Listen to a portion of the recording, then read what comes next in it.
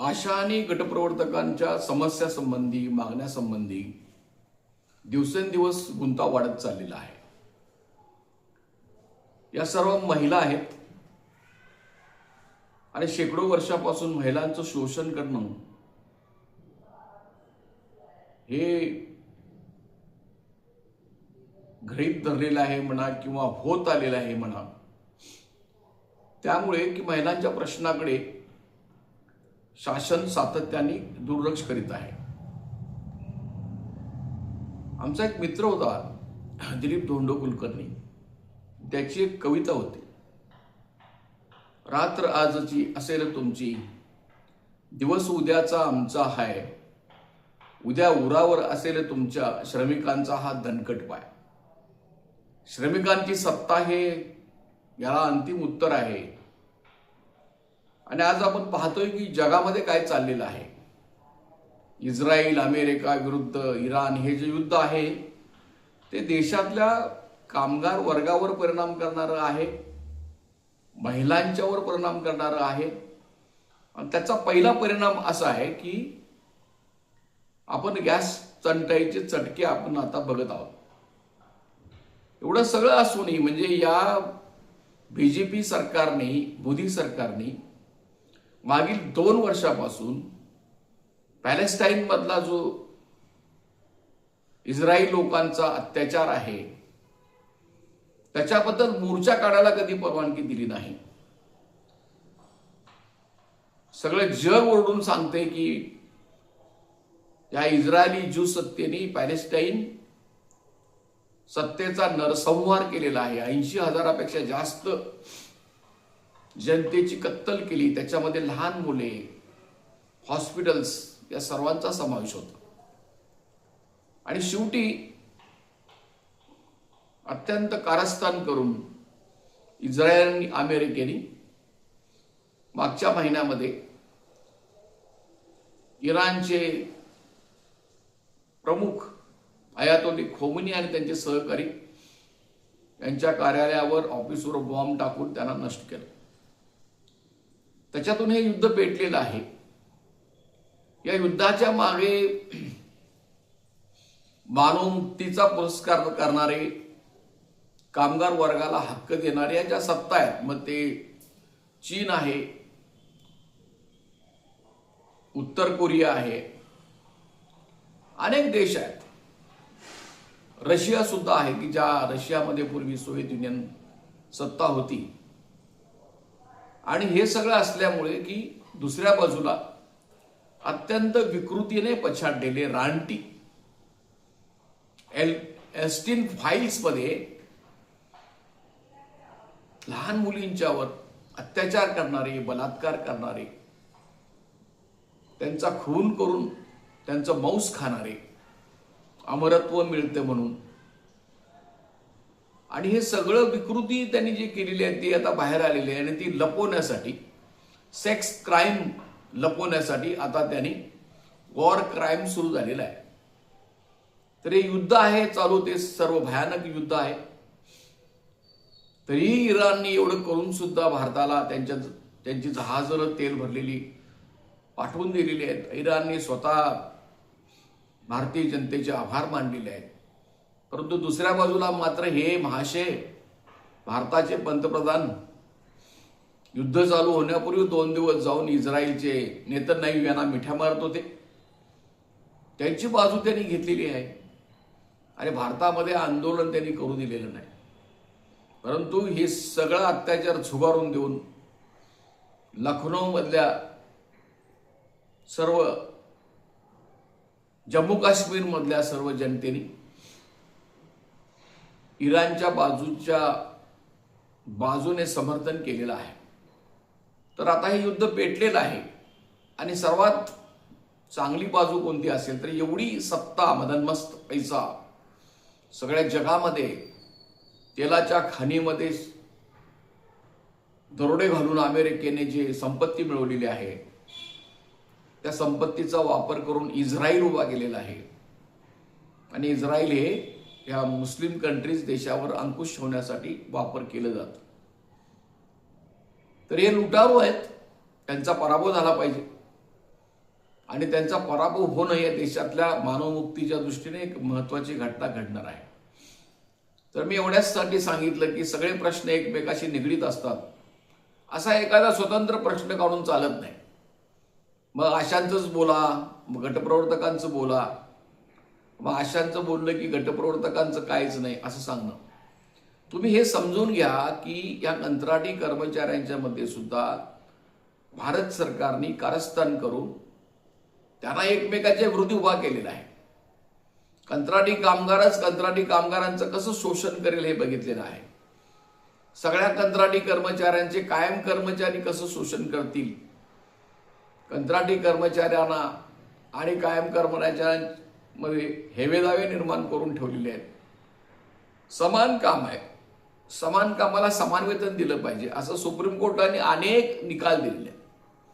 पण जाणीवपूर्वक सर्व राज्यांच्या मध्ये हे भारत सरकार, प्रत्येक राज्य सरकार, केरळसारखी काही राज्य सोडली तर काय करतात, 50% पेक्षा जास्त रिक्त जागा त्यांनी ठेवलेल्या आहेत.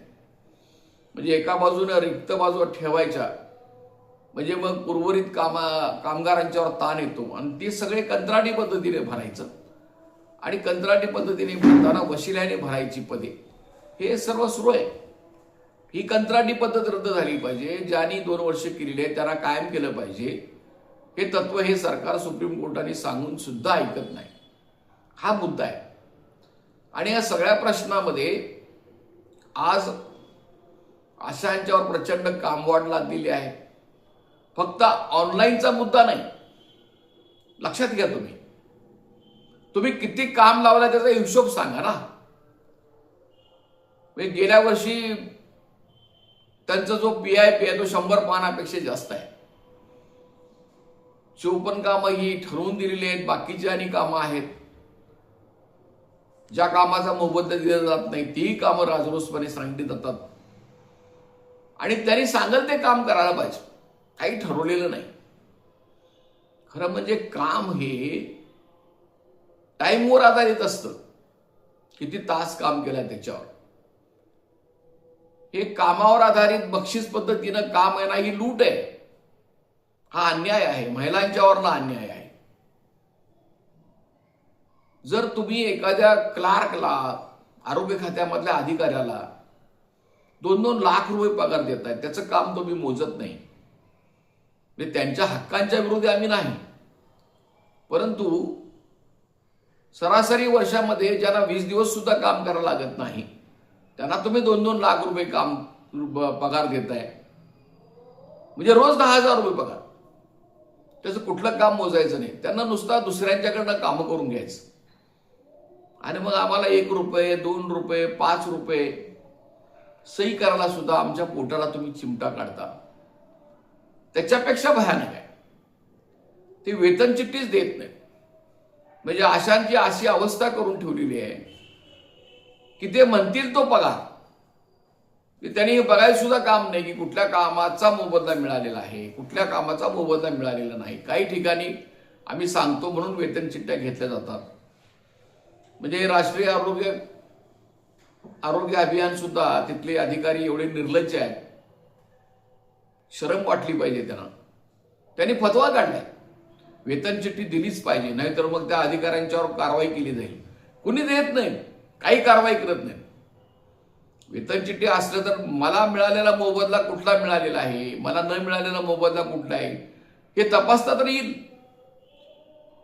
हे सुद्धा त्यांनी तरतूद जी आहे ती वापरली जात नाही. धमके द्यायची, एखाद्या धाडस करून आशाने प्रश्न विचारला तर तिच्यावर राग काढायचा, ती नजरेत ठेवायची. आणि हे करताना सगळं हे गटप्रवर्तकांच्या मार्फत करायचं. म्हणजे काठी त्यांनी गटप्रवर्तकांच्या हातात दिलेली आहे हाणण्यासाठी आणि तिचंही शोषण चालू आहे. तिलाही इतर कंत्राटी कर्मचाऱ्यांच्या हक्कापासून वंचित केलेले आहे. बेशरमपणा आहे. तुम्ही वर्षानुवर्षे जे इतर कंत्राटी कर्मचाऱ्यांना ऑर्डर्स काढता त्याच ऑर्डर्स तुम्ही त्याच पद्धतीच्या गटप्रवर्तकांना सुद्धा काढताय आणि वर म्हणताय की गटप्रवर्तक कंत्राटी नाहीत.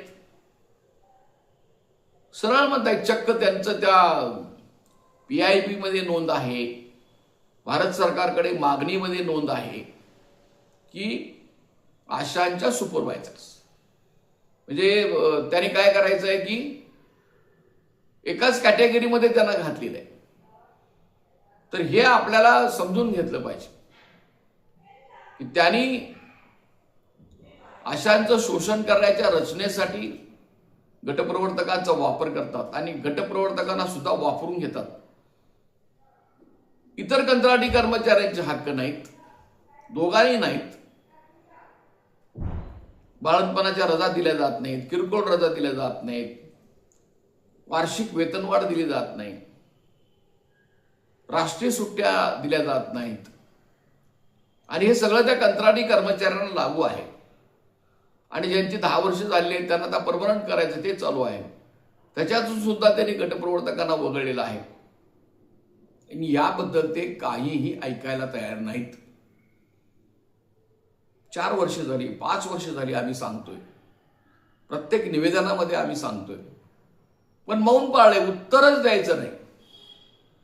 ना मंत्री उत्तर देतात, ना अधिकारी उत्तर देतात, असंच चालू आहे. तर हे जे आहे ते फक्त एखादा मोर्चा काढून होणार नाही.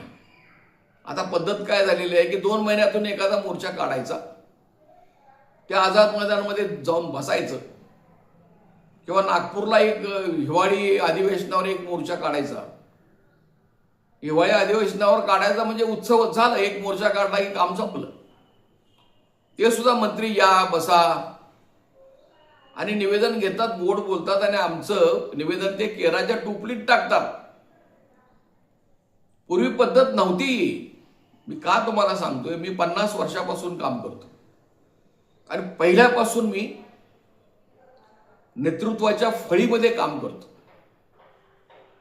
पूर्वी असं नव्हतं. पूर्वी मंत्र्यांच्या बरोबर चर्चा झाल्यानंतर त्याचे मिनिट्स मीटिंगचे ठेवले जायचे, प्रत्येक प्रश्नाबद्दल चर्चा व्हायची. त्या मिनिट्स जे आहेत ते सर्व युनियन्सना पाठवले जायचे. कुठला प्रश्न सुटलेला आहे, कुठला नाही, याच्याबद्दल चर्चा व्हायची. आता हे सगळं त्यांनी उधळून लावलेलं आहे. त्यांना बांधकाम कामगारांच्या असोत किंवा कोणतेही असोत कर्मचारी, त्यांना युनियन्सना किंमत द्यायची नाही.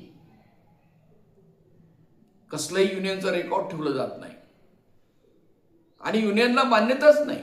मी तुम्हाला अनेक वेळा सांगितलं की राष्ट्रीय आरोग्य अभियान असो किंवा योजनाकर्मी असोत किंवा सरकारी कर्मचारी असोत, एकच युनियन रजिस्टर आहे, मान्यताप्राप्त रजिस्टर आहे, अधिकृत युनियन, त्याला प्रातिनिधिक युनियन असंही म्हणतात मराठीमध्ये.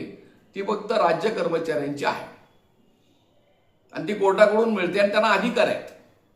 त्यांची मीटिंग घेतली पाहिजे, त्यांचा स्टाफ असतो, त्या कर्मचाऱ्यांना ऑफिस द्यावं लागतं, हे सगळं आहे. बाकी सगळ्या अंगणवाडीच्या युनियन्स आणि आशांच्या युनियन्स, गटप्रवर्तकांच्या युनियन्स ह्या रजिस्टर आहेत. जे शासनाने आमच्या सगळ्या संघटनेला त्यांनी काम करायला मान्यता दिलेली आहे, परंतु एकाही युनियनला त्यांनी मान्यता दिलेली नाही. म्हणजे मान्यता प्राप्त एकही युनियन नाही, कुठलेही नाही. हे देश पातळीवर या संघटना आहेत, आम्ही 100 वर्षापासून आहे म्हणून सांगतात. मग त्याच्यामध्ये सगळे आहेत. आयटक आहे, C2 आहे, HMS आहे, BMS आहे, इंटक आहे, हे सगळे आहेत. आणि ते सांगतात की आमचं हे नाव आहे आणि आमच्यामुळे हे असं असं होते. ते खरं नाही. एकही त्याच्याबरोबर, त्या नावाबरोबर त्या युनियनला ही मान्यता प्राप्त करून घ्यावी लागते. युनियन ते सरकारनं करू दिलेलं नाही कुणालाही. आता करायची त्यांची इच्छा नाही. आणि आता तर ह्या 2 महिन्यामध्ये जे काळ आहे तो अतिशय भयानक आहे. काय या 2 महिन्यामध्ये घडणार आहे माहिती नाही. एकतर त्यांनी 1 एप्रिलपासून हे सगळे कायदे रद्द करून 4 लेबर कोड आणायचं ठरवलेलं आहे. त्याच्यावर 4 लेबर कोडामध्ये मग कामगार संघटनांना काय अधिकार असणार आहे, कंत्राटी कर्मचाऱ्यांची काय स्थिती आहे, वेतनाबद्दलची काय अवस्था, हे आता काही स्पष्ट नाही. पण त्यांनी ठरवले कायदे, आता त्यांच्या दृष्टीनं कायदे त्यांनी रद्द केलेले आहेत आजचे, आणि हे 4 लेबर कोड नवीन आणणार आहेत. दुसऱ्या बाजूला हा मार्च महिना सुरू आहे आणि 1 एप्रिलपासून कदाचित हे कायदे लागू होतील. दुसऱ्या बाजूला 1 एप्रिलपासून नवीन PIP येतो. आता या नवीन PIP मध्ये काय घातलं हे बघायला पाहिजे. म्हणून आशाने आणि गटप्रवर्तकांनी त्यांचे प्रश्न हे गुंतागुंतीचे आहेत हे पहिल्यांदा लक्षात घेतलं पाहिजे. कुणाची निंदा करून कुणालाही सांगून काही उपयोग नाही आणि लढायची पद्धत बदलायला पाहिजे. हे ऑनलाईन शोषण चालू आहे. ऑनलाईन पद्धतीने त्याला प्रतिकार केला पाहिजे. शस्त्र निर्माण केली पाहिजे ऑनलाईन. आज तुम्हाला मात्र असो इतर असो जे ऑनलाईन काम करायला सांगितलं जातं हा अन्याय आहे. त्याच्या खोलात तुम्हाला शिरावं लागेल की नेमकं त्याच्याबद्दल काय घडतं आणि जे ऑनलाईन पद्धतीने हे काम करण्याचा मारा देतात तोच ऑनलाईन पद्धतीने त्यांना फटके द्यायला पाहिजेत. करा ना आता. 66,000 जर आशा आहेत तर 66,000 ईमेल करा. त्यांचा ईमेल बॉक्स फुटून जाईल. तुम्ही ईमेल करायला तयार नाही. सगळ्या गटप्रवर्तक सुद्धा करत नाहीत. त्या सगळ्यांचे ईमेल आयडीज आहेत. म्हणून आम्ही काय केलं होतं की सगळी माहिती ही गुगल फॉर्म मार्फत घेतली होती. आता आशाना सुद्धा सांगितलेलं आहे गुगल फॉर्म मार्फत द्या. नुसता मानधनाचा विशेष नाही. अहो झाली ना आता 20 वर्ष होऊन गेली. तुम्ही आम्हाला कायम करायला तयार नाही, मान्यता द्यायला तयार नाही. मी अनेक वेळा तुम्हाला सांगितलं. गुजरात मधल्या एका मणिबेन नावाच्या महिलेने लावून धरलं अंगणवाडीच्या. हायकोर्टमध्ये निर्णय विरोधात गेला. ती सुप्रीम कोर्टामध्ये गेली आणि सुप्रीम कोर्टाने सांगितलं सगळे कामगार कायदे अंगणवाडींना लागू आहेत. त्यांना ग्रॅज्युटी द्यायला पाहिजे. 4 वर्ष झाली हा निर्णय होऊन. हे हलकट सरकार नुसता त्यांच्या बाजूचे निर्णय असले की अंमलबजावणी करतात. एकनाथ शिंदेला मुख्यमंत्री करायचं नाही लगेच 2 दिवसात निर्णय होतो. उद्धव ठाकरेंची शिवसेना नामंजूर करायची लगेच निर्णय होतो. अरे पण हा निर्णय 4 वर्ष झाली ना, त्याची तुम्ही अंमलबजावणी करत नाही. आता 4 वर्ष झाली. 10 वर्षाच्या वरचे जे सगळे कंत्राटी कर्मचारी आहेत त्यांना परमनंट करा याचा निर्णय घ्या म्हणून सरकारला सांगितलं तरी अजूनही त्यांनी निर्णय घेतलेला नाही. अजूनही त्यांचं सगळं रडगाणं चालू आहे.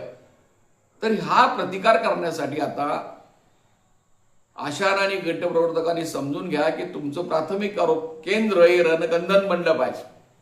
तिथून सुरुवात करा. त्या प्राथमिक आरोप केंद्राच्या मीटिंगमध्ये ते ठेवा. तुम्हाला अधिकार आहे. त्यात मुद्दे नोंदवायला सांगा, लिहायला सांगा. तुम्ही मेल करा, ईमेल करा. तुम्हाला जर कोण त्रास करत असतील तर पॉश कायद्याचा वापर करा. आम्ही कसं वापर करायचं तुम्हाला देतो. तो वापर केल्यानंतर त्यांच्या नोकऱ्या राहणार नाहीत अन्याय करणाऱ्यांची, अशी त्यामध्ये कायद्याची तरतूद आहे. तर हे तुम्ही केलं पाहिजे. आणि तुम्ही कुठल्याही लक्षात घ्या, तुम्ही कुठल्याही युनियनचे सभासद होऊ शकता. अरे युनियन तुम्ही ठरवायचे आहे. युनियनवाल्याने नाही ठरवायचं तुम्ही कुठल्या बाजूचे. तुम्ही ठरवायचं की तुम्हाला कुठली युनियन बरोबर काम करते आणि नाही. या बदललेल्या परिस्थितीमध्ये युनियनचं काम जे आहे ते अशा पद्धतीने ऑनलाईन प्रतिकार करण्याचं पाहिजे. फार सोपं आहे हो ऑनलाईन कामावर बहिष्कार घाला म्हणणं. मग त्या नालायकांनी तुमचं सगळं जे वाढीव वेतन आहे 10,000चं सुद्धा ते त्या ऑनलाईनला जोडले ना. केंद्राचा भत्ताही ऑनलाईन पद्धतीने जोडलेला आहे मानधन. आणि तो त्याने आता ऑक्टोबर महिन्यापासून दिलेला नाही. गटप्रवर्तक महिलांना सुद्धा दिलेलं नाही. गटप्रवर्तकांचा जर 10,000 पर्यंत जो महिन्याचा मोबदला आहे तो भारत सरकारकडून येतो. 6 महिने झाले तरी दिलेलं नाही. कशाची त्यांना काही पर्वा नाही. अशा नाही दिलेलं नाही. 2018 सालापासून त्यांनी दिलेल्या मोबदल्यामध्ये वाढ सुद्धा केलेली नाही. अरे 2018 साली बाजारामध्ये जर तुम्ही 1,000 रुपये घेऊन गेला तर जी वस्तू मिळत होती ती वस्तू घेण्यासाठी आज 2,000 रुपये द्यायला लागतात. आणि तुम्ही आहे त्या पगारावर आम्हाला ठेवलंय. तर हे जे सगळं आहे ते तुम्ही ऑनलाईन मार्गाने जो अत्याचार चालू आहे त्या माध्यमाचा वापर करून जे शोषण चालू आहे त्याला ऑनलाईन पद्धतीने सुद्धा प्रतिकार केला पाहिजे. हे नुसतं जय म्हणायचं 2 महिन्यातनं आणि 4 महिन्यातनं एकदा आणि पठाणगिरी करून पैसे गोळा करायचे ह्याच्यातून काही होणार नाही. तुम्ही प्रतिकार करा. तुम्ही कुठल्याही कितीही युनियनचे सभासद होऊ शकता. ही लोकशाही आहे. जसं कुणालाही मत देण्याचा अधिकार आहे, त्या मताचं सुद्धा या सरकारनं वाटोळं करून ठेवलेलं आहे. पाहिजे ती मतं बोगस भरायची, नको असलेली मतं काढून टाकायची, हे चालू आहे. तर तुम्ही संघटनेचे सभासद व्हा. किमान तुम्हाला आम्ही निवेदन तयार करून देऊ आणि ते प्राथमिक आरोग्य केंद्रापासून ते मुंबईपर्यंत सगळीकडे पाठवायचं कसं आणि ती कशी दाद मागायची, त्यातले काय काय पद्धतीचे वापर करायचे, हे जरूर आम्ही तुम्हाला सल्ले देऊ. आज अत्यंत सूक्ष्मपणे अभ्यासू पद्धतीने ह्या प्रश्नामध्ये घुसून ऑनलाईन पद्धतीने सुद्धा असलेलं महिलांचं शोषण जे आहे ते एक्सपोज केलं पाहिजे. त्याच्या विरुद्ध जे मार्ग शोधले पाहिजे, त्याच्या विरुद्ध जे मार्ग हे संपलेले जे लढ्याचे प्रकार आहेत, वांझोटे प्रकार, त्याच्यातून काही होणार नाही, नवीन पद्धतीने जायला पाहिजे. तुम्ही हे कराल. तुम्ही जरूर काही प्रश्न असल्यास आमच्याशी संपर्क करा. मी शंकर पुजारी. आमची राज्यव्यापी युनियन आहे महाराष्ट्र राज्य आशा गटप्रवर्तक व आरोग्य कर्मचारी संघटना. या संघटनेकडे, रजिस्टर संघटनेकडे जरूर तक्रार करा. मी या युनियनचा राज्य अध्यक्ष आहे. माझं नाव शंकर पुजारी. हे जे यूट्यूब चॅनल आहे ते असंघटित उद्योगातील कर्मचाऱ्यांच्यासाठी वापरलं जातं. या चॅनलला महाराष्ट्रातल्या आशा गटप्रवर्तक अतिशय चांगला प्रतिसाद देतात. असाच प्रतिसाद आपण देत राहा एवढी विनंती आपल्यासाठी आहे. हे यूट्यूब चॅनल, माझं नाव शंकर पुजारी, हे यूट्यूब चॅनल तुम्ही अजूनही जास्तीत जास्त सबस्क्राईब करा, लाईक करा, फॉरवर्ड करा एवढी विनंती करून आजचे मुद्दे पूर्ण करीत आहे. धन्यवाद.